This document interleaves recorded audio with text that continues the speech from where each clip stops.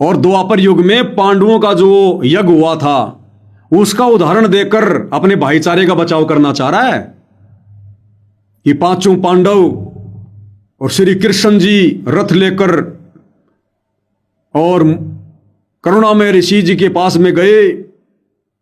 उन्होंने आकर उनका खाना खाया, उनका शंख बजाया।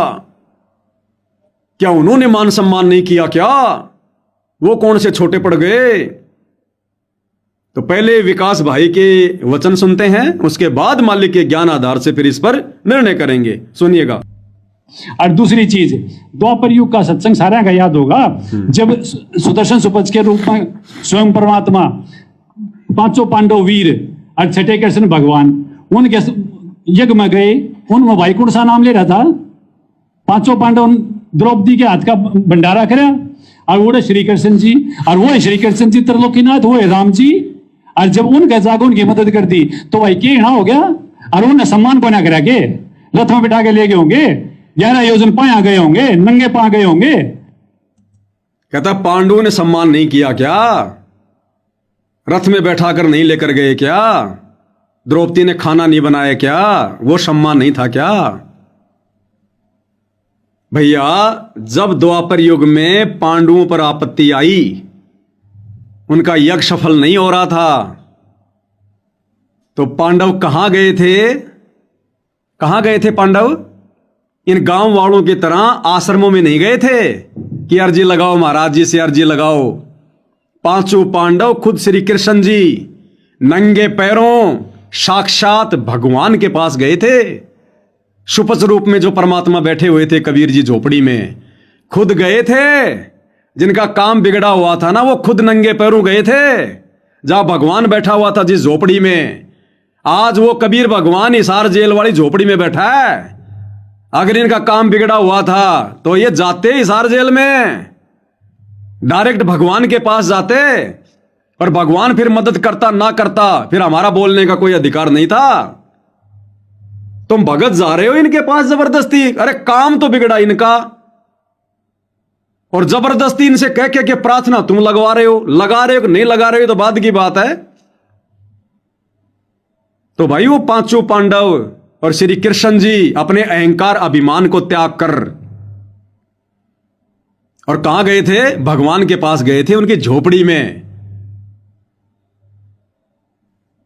अगर इनको अपनी मदद अगर करवानी थी, जाते डायरेक्ट भगवान के पास में, फिर हम बोलने वाले नहीं थे। और भाई बार बार वही बात है भाई, वो द्वापर का समय था। उस समय परमात्मा ने क्या किया क्या नहीं किया, केवल आत्माओं को चार्ज करना था, वो मोक्ष का समय नहीं था। और कह रहा द्रौपदी ने सम्मान नहीं किया क्या? क्या खाक सम्मान किया द्रौपदी ने?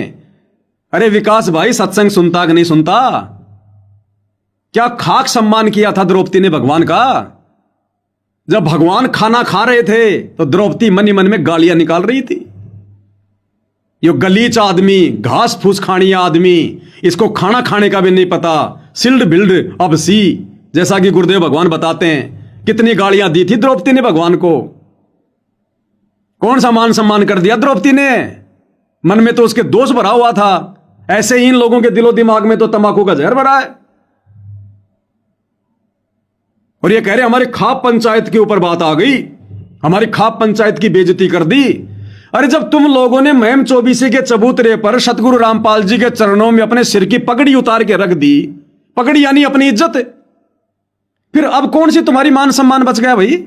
कौन सी तुम्हारी इज्जत बच गई? जब तुमने अपनी पगड़ी उतार के सतगुरु के चरणों में रख दी तो फिर काहे की इज्जत, काहे का मान सम्मान है? अरे हरियाणा में तो पगड़ी सबसे बड़ी इज्जत होती है। और जब तुम लोगों ने अपने शरीर की ये पगड़ी, अपने खोपड़ी की ये पगड़ी संत रामपाल जी के चरणों में रख दी, आपने उनको पगड़ी भेंट करी कि नहीं करी? फिर अब तुम्हारी कौन सी मान मर्यादा बच गई? कौन सी तुम्हारी इज्जत बच गई भाई? कौन सी इज्जत के ठेकेदार बने फिर रहे हो? ये खाप पंचायत की बदनामी बर्दाश्त नहीं होगी, हमारा रंग बदल जाएगा। इज्जत रही कहां बता दो? इज्जत तो सतगुरु के चरणों में रख दी। द्रौपदी ने मान सम्मान किया था। द्रौपदी तो गालियां निकाल रही थी, वो मान सम्मान था वो। और पांचों पांडु खुद गए थे, नंगे पैर गए थे, मुकुट समेत दंडवत किया, जाते ही सार जेल में। बाद में मालिक की मर्जी हो, मदद करता न करता, हम कौन थे फिर बोलने वाले। ये जो बीच में जो तुम ये एजेंटगिरी वाला काम करोगे ना, तो भाई ये बर्दाश्त नहीं होगा। ये तो फिर ज्ञान आधार से बोलना पड़ेगा। और दूसरा मेरे भाई, तू कह रहा कि द्रौपदी ने द्वापर युग में खाना बना के खिला दिया भगवान को, तो दास यही तो कह रहा भाई, वो द्वापर युग की बात थी। वो उस समय परमात्मा क्या करेंगे क्या नहीं करेंगे, वो चीजें वर्तमान में अप्लाई नहीं होगी। द्वापर युग में द्रौपदी ने नाम दीक्षा नहीं ले रखी थी, जैसा आप कह रहे हो कि द्रौपदी ने कौन सी नाम दीक्षा ले रखी थी, और भगवान ने उसके हाथ का खाना खाया, खाया ना। द्रौपदी ने खाना बनाया और भगवान ने उसके हाथ का खाना खाया। और खाना बनाते समय द्रौपदी क्या क्या सोच रही थी, और जब भगवान खाना खाने लगे तो कैसे वो भगवान को गालियां निकाल रही थी। ये सम्मान है ये। अब आगे सुनिए भाई और बहनों, कहता द्रौपदी ने अपने हाथों से खाना बनाया और परमात्मा ने अपने हाथों से खाना खाया, तो इसमें क्या हो गया? वो खाना परमात्मा ने कैसे स्वीकार कर लिया? वो भी तो द्रौपदी ने मान सम्मान ही किया था। तो इसका जवाब आगे देंगे भाई और बहनों, ध्यान से सुनिए।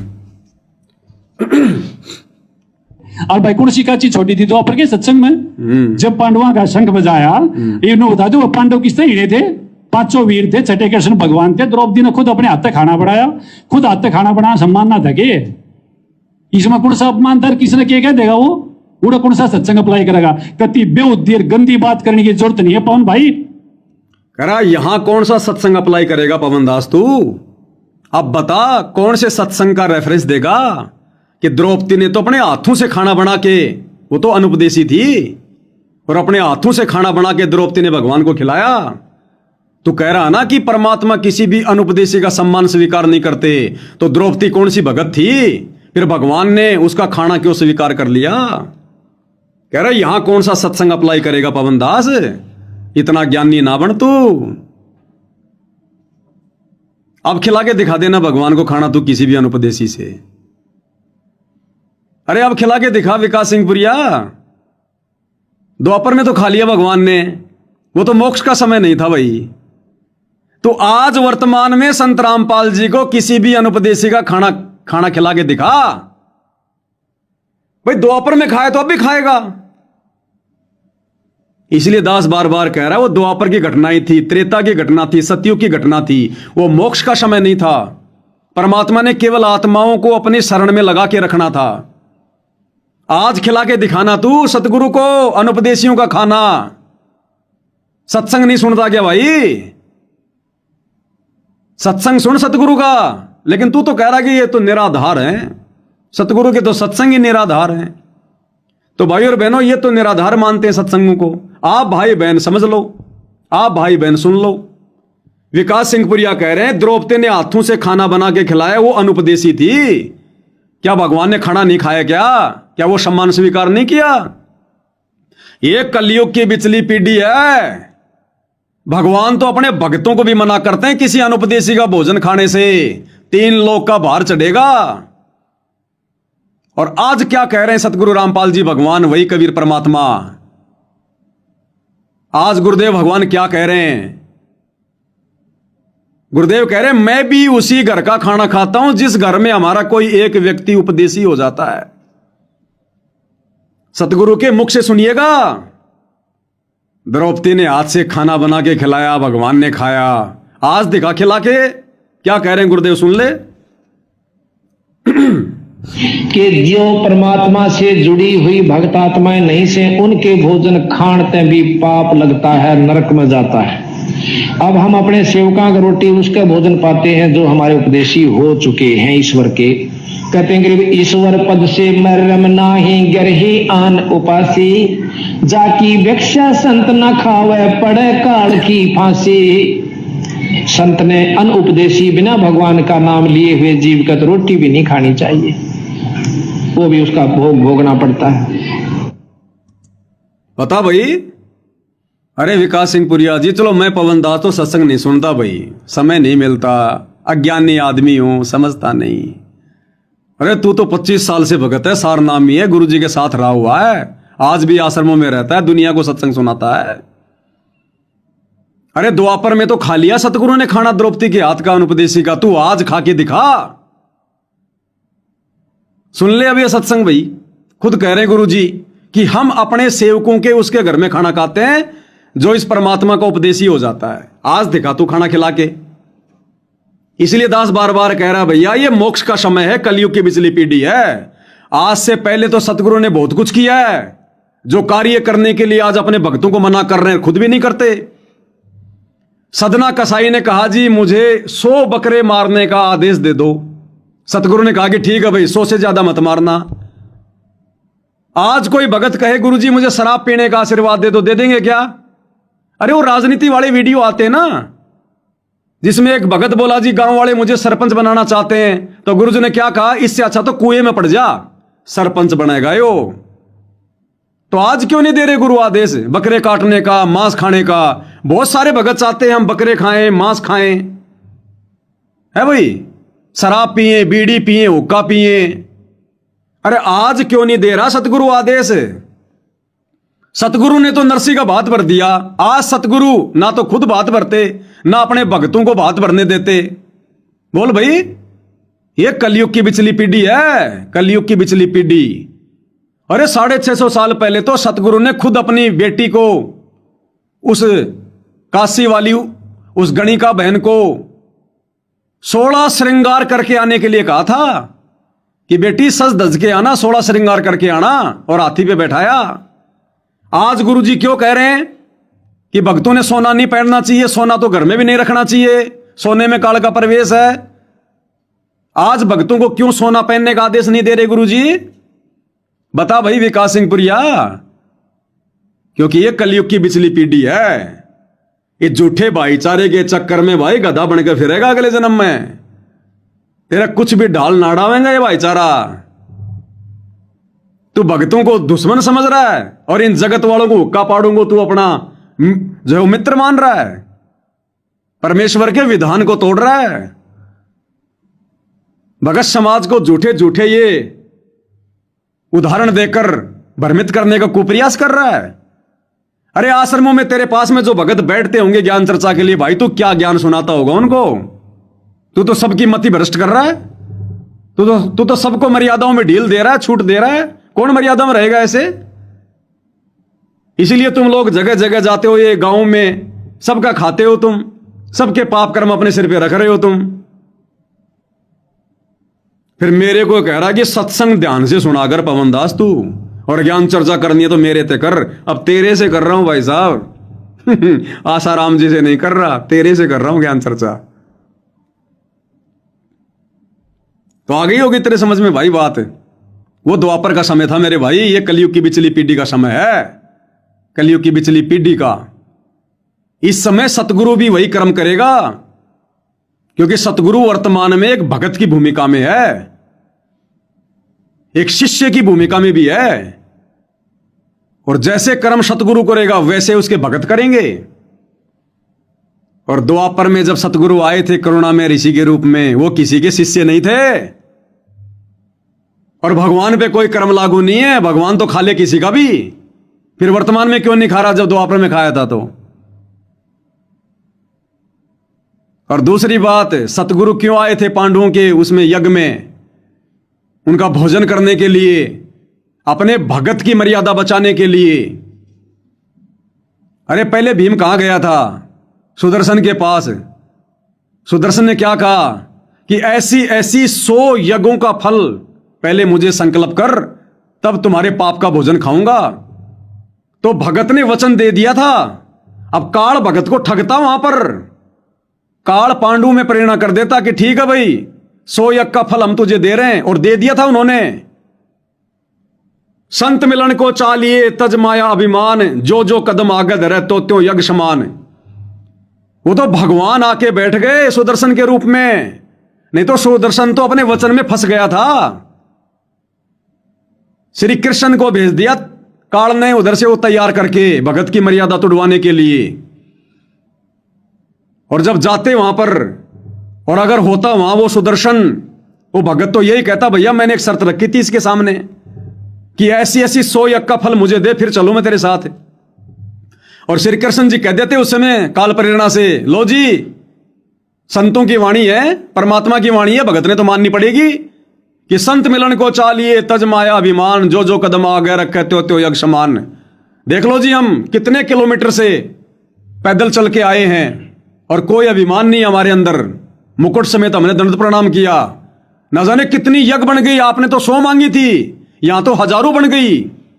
उस सुदर्शन को मजबूरी में जाना पड़ता वचन में बंधा होने के कारण, और जाता तो भाई वो महाभारत के युद्ध में कितने पाप हुए थे, वो सारा का सारा भार सुदर्शन के सिर पे रखा जाता। इस मजबूरी में परमात्मा गया था अपने भगत को बचाने के लिए। और तुम तो खुद ही मरने के लिए जा रहे हो, खुद ही। सतगुरु तो बहुत दूर की बात है, तुम तो खुद ही मोटर पाइप ले लेके खुद ही जो है मरने के लिए जा रहे हो। मेरे भाई बाढ़ की खाल निकलेगी, ये अध्यात्म है, अध्यात्म है। ये सतगुरु धरती पर आए हैं, सतलोक ऐसे नहीं जाया जाएगा। काल कदम कदम पे ठगेगा, कदम कदम पे। और ये ज्ञान ही आधार बनेगा। ये दुनिया से दुश्मनी सतगुरु ने ऐसे थोड़ी ली है, 2-2 बार की जेल ऐसे थोड़ी काट रहे हैं सतगुरु। आप और हमें ज्ञानी बनाने के लिए, मास्टर बनाने के लिए। मेरे भाई ये ज्ञान चर्चा ही चल रही है ये। अब आगे क्या कह रहा भाई, जैसे किसने तीर मार दिया हो। अब आप सत्सेवक भाई बहनों को समझा रहा है ये, साथ संगत वालों को, कि मुझे तो बड़ा अफसोस हो रहा है जो लोग इसके पीछे लगे हुए हैं, इसके वीडियो को शेयर करते हैं, और आप लोगों को कह रहा है अरे तुम्हारी आंखें फूटी पड़ी हैं क्या, तुमने बिल्कुल भी दिखाई नहीं देते क्या, इस पागल का कनेक्शन कटा हुआ है। कह रहे पवन दास का सतगुरु से कनेक्शन कटा हुआ। भाई और बहनों आप विचार कर लेना किसका जोड़ा है, किसका कटा हुआ है। क्या कह रहा है भाई, ध्यान से सुनिएगा। और मैं तो ये बताऊं, जो उसने सुनकर उसकी वाहवाही कर रहे हैं, अरे डूब तो तुम गए, इस पागल का कनेक्शन ना देखते कटा पड़ा है, और तुम इसकी बात ना करो, तुमने कोने फिर ये सत्संग है, अरे ये सत्संग तो सब बेकार होंगे। बताओ, कह रहा पवन दास का इस पागल का तो कनेक्शन कटा पड़ा है, और तुम इसकी वाई वाई कर रहे हो। अब भाई और बहनों, ना तो आप लोग मेरी वाह वाई करते, ना मैं किसी की वाह वाई को स्वीकार करता। ज्ञान आपको भी और मुझे भी दिया सतगुरु ने। वाह वाई तो केवल सतगुरु की होती है। वाह वाह कबीर गुरु पूरा है। भगत कैसे अपनी वाह वाह करवा लेगा। अब बोलने वाला जो मर्जी बोल दो।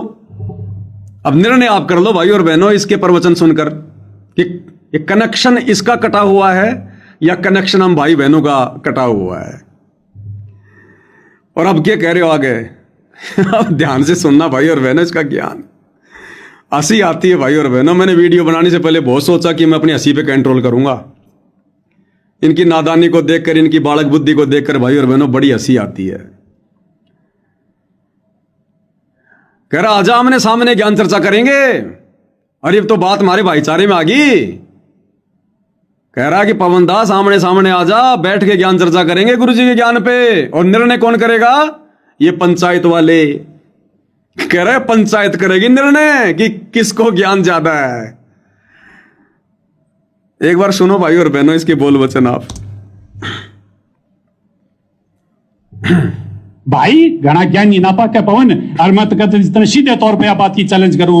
मेरा फोन नंबर ले, हमारा नंबर ले, हमारे आश्रम की कमेटी तो बात करे, और तेरा जी करता हो जो हमेशा भी बैठ के बात कर ले। और एक तो हमारे आदरणीय खापत पदाधिकारी भी हैं, तो आगे बैठ के बात करे। और जब हमारा में कमी होगी, या खाप पंचायत जो सदा न्याय करते आई है वो आगे भी न्याय करेगी। तो बात भाईचारे वाली है।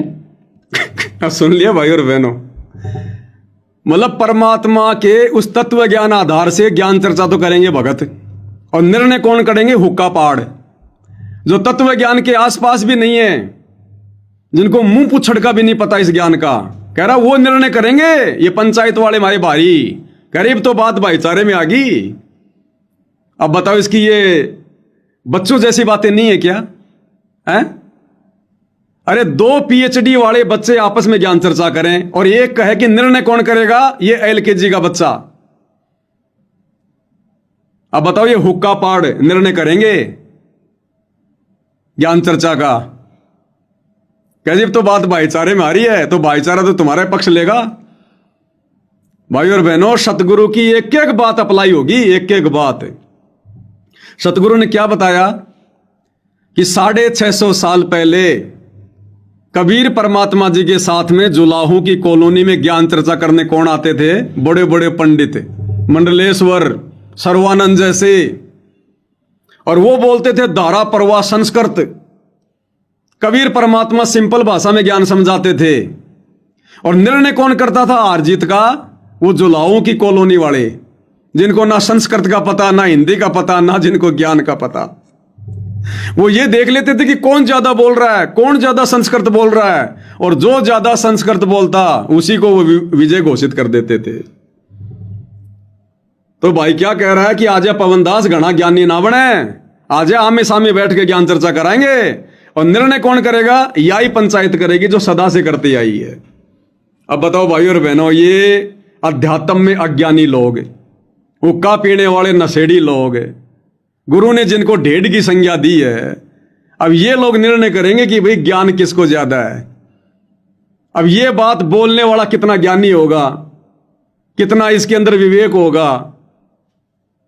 इनकी बुद्धि पे भाई और बहनों काल बैठा हुआ, काल। इनको कुछ नहीं पता हम क्या बोल रहे हैं, करनी और कथनी कहां इनकी पता ही नहीं है। तो हमारे आदरणीय भाई साहब विकास सिंह पुरिया जी कह रहे हैं कि पवनदास, गुरु जी के सत्संगों की बेइज्जती बर्दाश्त नहीं की जाएगी। अब बताओ, मैंने कौन सा गुरु जी के सत्संगों की बेइज्जती कर दी भाई? कौन सा अपमान कर दिया? कौन सा अपमान कर दिया भाई दास ने? जो सतगुरु ने कहा मैंने वही तो दिखाया, वही तो बताया। और कह रहा है कि बेइज्जती बर्दाश्त नहीं होगी। और फिर खा पंचायत वालों से कह रहा है कि इस पवनदास की तरफ से, इस नीच आदमी की तरफ से हम माफी मांगते हैं आपसे। खा पंचायत वालों को कह रहा है कि उस पवनदास की तरफ से हम माफी मांगते हैं। अरे भाई, अगर तुम सतलोक आश्रम वालों ने मुझ पवनदास की तरफ से अगर अपने भाइयों से माफी मांग ली है, तो फिर मुकदमा किस बात का होगा? भैया, खा पंचायत वाले मेरे से माफी तो मंगवाना चाहते हैं कि या तो पवनदास माफी मांग ले, नहीं तो फिर मान आने का हम केस करेंगे। और माफी तुम लोगों ने मेरी तरफ से मांग ही ली है, तो भाई अब तो मेरे ऊपर मुकदमा होना नहीं चाहिए। फिर अब भी अगर मुकदमा करोगे तो फिर तुम्हारी दोगली बातें, फिर काहे की पंचायत है तुम्हारी, फिर काहे के तुम्हारे पंचायती? भाई उनको माफी तो मंगवानी है। और माफी विकास सिंह पुरिया कह रहा है कि मैं मांगता हूं उस पवनदास की तरफ से। तो भाई मैंने माफी मांगी, चाहे मेरे गुरु भाई विकास सिंह पुरिया ने मानी, बात एक ही है। और जब विकास सिंह पुरिया ने माफी मांग ली सार्वजनिक तौर पर, तो भाई और बहनों फिर खा पंचायत ने मुकदमा तो करना ही नहीं चाहिए मेरे ऊपर। क्या कह रहा भाई? अबे तुरंत बाद में क्या कह रहा पता है? या तो माफी मांग ले, नहीं तो पहले मुकदमा हम करेंगे। तुरंत ही रंग बदल गया। पहले तो माफी मांग रहा है, फिर कह रहा कि आगे से अगर ऐसा किया कुछ हुआ तो पहले मुकदमा हम करेंगे। अब देखो भाई और बहनों, इनकी करनी और कथनी पता नहीं कहां जा रही है। क्या कह रहा, ध्यान से सुनिए। और किसी भी प्रकार से महाराज जी के सत्संग का दुरुपयोग बर्दाश्त नहीं करा जाएगा। अरे मैंने दुरुपयोग कहां किया भाई? महाराज जी ने हुक्का पीने वालों को ढेढ़ कहा तो मैंने भी ढेढ़ कह दिया। इसमें सत्संग का दुरुपयोग कहां हो गया? ये तो मैंने सत्संग का सदुपयोग किया है, जो आप लोग नहीं कर पा रहे। ये तो सदुपयोग है भाई, दुरुपयोग थोड़ी है। दोबारा तो अपने जितने भी 24 के खाप के पदाधिकारी हैं, उस बेहुदे और उस गलत आदमी जो मारा किसी भी प्रकार से उसका कोई भी रिश्ता नहीं है, उसकी तरफ से फिर भी हम पंचायत माफी मांगा। हाँ भाई, कदे न कदे वो निकम्मा आदमी हमारी साथ रहा, यो भी हमारा दुर्भाग्य है। और आगे कोई शिकायत आओगी तो हम पहले उसकी शिकायत करने या कोई भी कार्रवाई करने तैयार रहेंगे। और इसी के साथ मैं धन्यवाद करता हूं। महाराज जी की जय हो। जय हो विकास सिंह पुरिया जी की जय हो। कह रहा है उस गलत आदमी की जिसका हमारे से कोई संपर्क नहीं किसी भी प्रकार का, और हम उसकी तरफ से माफी मांगते हैं। अरे गलत आदमी की तरफ से माफी मांगने वाला भी गलत होता है। जब तुमने कह दिया कि मैं गलत आदमी हूं और कह रहा कि उस गलत आदमी की तरफ से मैं माफी मांगता हूं हमारी खाप पंचायत से, अरे भाई मूर्ख आदमी है क्या तू तो गलतियों को बढ़ावा दे रहा है गलत आदमी की तरफ से माफी मांग के। अगर मैं गलत हूं तो फिर तू माफी क्यों मांग रहा है? अरे भाई सामाजिक ज्ञान तो ले, आध्यात्मिक ज्ञान तो नहीं है, सामाजिक ज्ञान तो ले। अगर मैं गलत हूं तो गलत आदमी की तरफ से माफी थोड़ी मांगी जाती है। अगर आगे से कोई गलती करेगा तो सबसे पहले मुकदमा हम करेंगे। अब देखते हैं भैया खाप पंचायत वाले तुम्हारी कितनी की इज्जत करते हैं, तेरी बात के कितना जो तवज्जो देते हैं। तूने माफी मांग ली और कह रहा ये मेरा भाईचारा है, तो भाईचारा तो तेरी बात मानेगा क्योंकि तूने माफी मांग ली। आगे से कोई गलती करूंगा तो फिर आश्रम वाले कह रहे हम मुकदमा करेंगे। तो फिलहाल तो खाप पंचायत वालों ने मेरे ऊपर मुकदमा करना ही नहीं चाहिए, क्योंकि आपने तो माफी मांग ली और वो तो आपके भाई है, आपका भाईचारा है, आपकी बात को वो काटेंगे नहीं। तो चलो भाई, मुझ पवन दास का बचाव हो गया जैसे भी परमात्मा की दया से। होगा नहीं होगा ये तो बाद की बात है, मैं तो इन लोगों के स्टेटमेंट बता रहा हूं।